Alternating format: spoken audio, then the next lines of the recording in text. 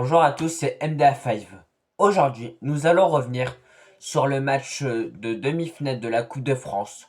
Lens Toulouse, victoire 4-1 des Lensois, qui vont en finale de la Coupe de France 28 ans après.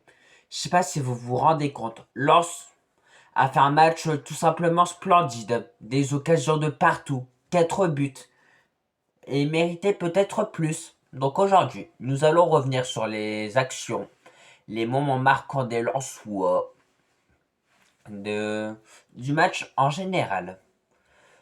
Pour commencer, Lens, dès le début du match, à la possession, essaie de se procurer des occasions nettes.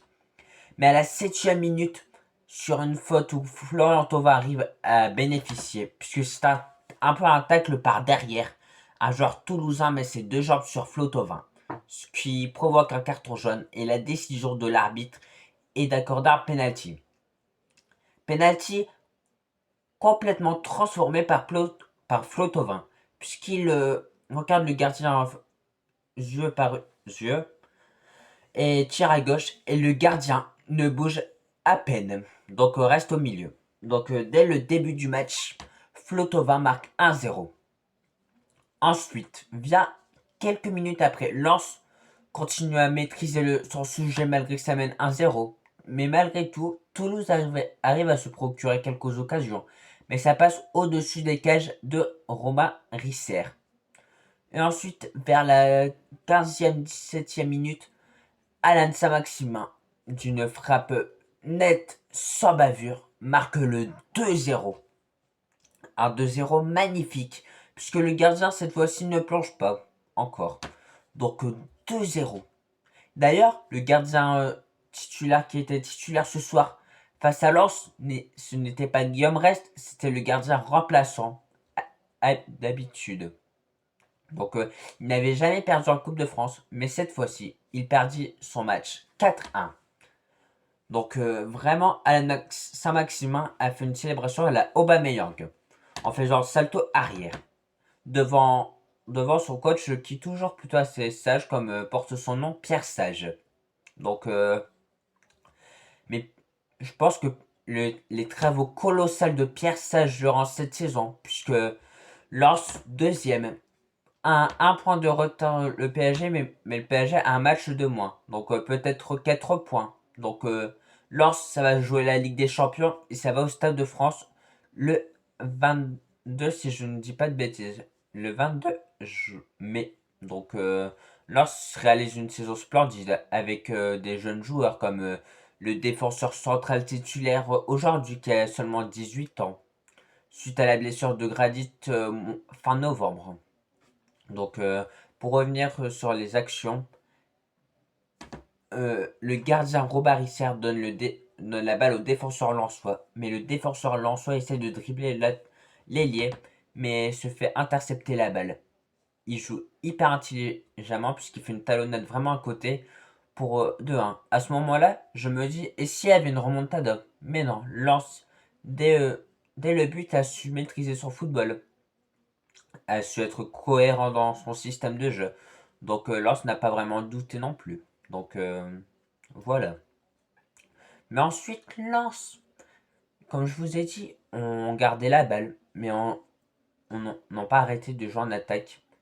Et à la mi-temps, il a 3-1 ou 2-1, je ne me rappelle plus, mais je crois bien qu'il avait 3-1.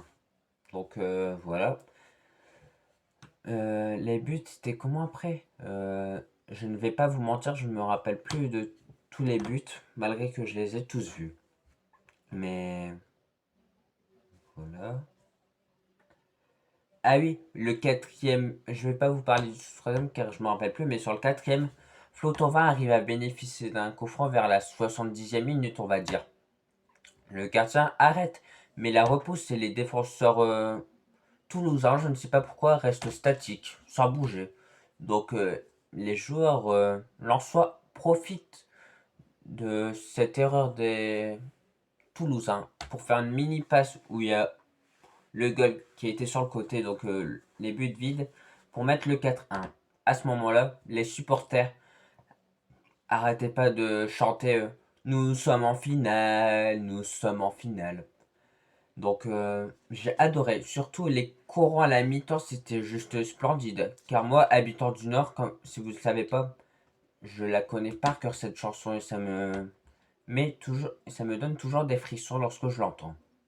Mais là que ce soit chanté par les supporters lensois, c'était juste magnifique. Je connais certaines personnes, mes connaissances, qui sont fans de Lens. Donc je suis hyper content pour eux. Car peut-être Lens pourrait remporter un trophée. Ça ne s'était pas arrivé depuis hyper longtemps.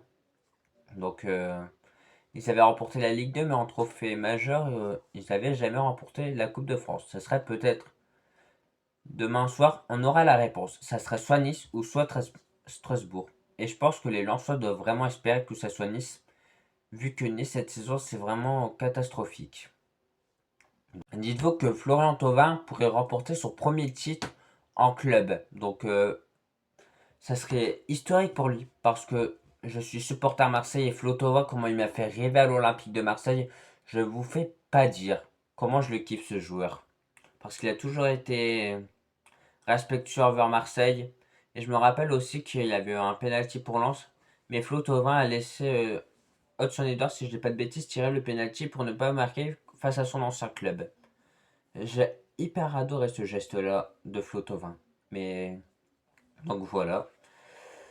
Qu'est-ce que je peux dire de plus? À part que Lens a clairement mérité sa victoire et méritait peut-être marquer 5 ou 6 buts dans ce match. Toulouse peuvent être déçus car malgré qu'ils se sont pris 4 buts, de temps en temps proposer du beau football, mais ce n'était clairement pas assez. D'ailleurs, ces mêmes Toulousains ont réussi à battre l'OM au tir au but de 2, je me rappelle, puisque j'étais dépité et je n'avais pas fait de débrief si j'ai pas de bêtises sur ce match, tellement j'étais furieux. Peut-être que j'en ai fait, mais je me rappelle vraiment pas. Mais donc, et Lyon, et Lens avait affronté Lyon. Je me rappelle du scénario. Il y avait eu 2-0 à la mi-temps pour le RAC Club de Lens. En seconde période, les Lyonnais avaient réussi à combler leur retard. Et ça a dû se finir au tir au but, où Risser a arrêté le pénalty décisif. Et donc, Lens peuvent être hyper heureux, car la saison footballistique est juste exceptionnelle. Je suis hyper content pour les Lensois qui le méritent grave. D'ailleurs, j'ai essayé de le faire en stream. C'était plutôt assez galère.